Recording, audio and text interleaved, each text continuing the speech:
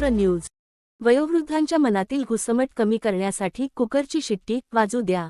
आजच्या धकाधकीच्या आणि वेगवान जीवनशैलीत संयुक्त कुटुंब पद्धती झपाट्याने कमी होत असून विभक्त कुटुंबांची संख्या वाढत आहे। बहुतांश कुटुंबांमध्ये मुलगा आणि सून दोघेही नोकरी करत असल्याने त्यांचा दिवस सकाळपासून रात्रीपर्यंत धावपळीत जातो। विशेषतः नोकरी करणाऱ्या महिलांना घरातील सर्व जबाबदाऱ्या सांभाळून कार्यालयात जावे लागते, तर पुरुषांनाही कामाच्या व्यापामुळे कुटुंबासाठी पुरेसा वेळ देता येत नाही। या परिस्थितीत घरातील वयोवृद्ध आईवडील किंवा सासू सासरे अनेकदा एकाकी पडतात।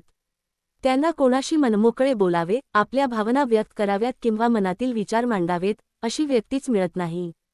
कधी वेळेअभावी तर कधी नकळत होणाऱ्या दुर्लक्षामुळे त्यांच्या मनात एकटेपणा, उपेक्षा आणि घुसमट वाढत जाते। आयुष्यभर मुलांसाठी कष्ट करणाऱ्या या ज्येष्ठांना उतारवयात फक्त 2 प्रेमाचे शब्द आणि आपुलकीने ऐकून घेणारा माणूस हवा असतो।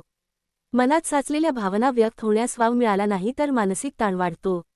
यावर एक सोपा आणि परिणामकारक उपाय म्हणजे वयोवृद्धांनी स्वतःच्या वयोगटातील मित्र मैत्रिणींचे छोटे गट तयार करावेत।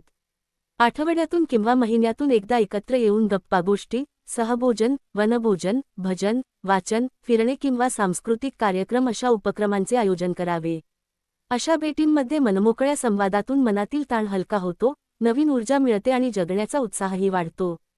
यासाठी कुकरची शिट्टी हे उदाहरण अत्यंत समर्पक आहे। कुकरमध्ये वाफ साचत गेल्यानंतर शिट्टीद्वारे ती बाहेर पडते आणि कुकर पुन्हा सुरळीतपणे काम करण्यास तयार होतो। त्याचप्रमाणे माणसाच्या मनातही भावना, चिंता, आठवणी आणि अपेक्षा साचत जातात। त्या वेळोवेळी विश्वासू मित्रांसमोर व्यक्त झाल्या तर मानसिक ताण कमी होतो आणि आयुष्य अधिक आनंदी व सकारात्मक बनते। आजच्या पिढीनेही आपल्या ज्येष्ठांना शक्य तितका वेळ द्यावा, त्यांच्या भावना समजून घ्याव्यात आणि त्यांच्याशी संवाद साधावा।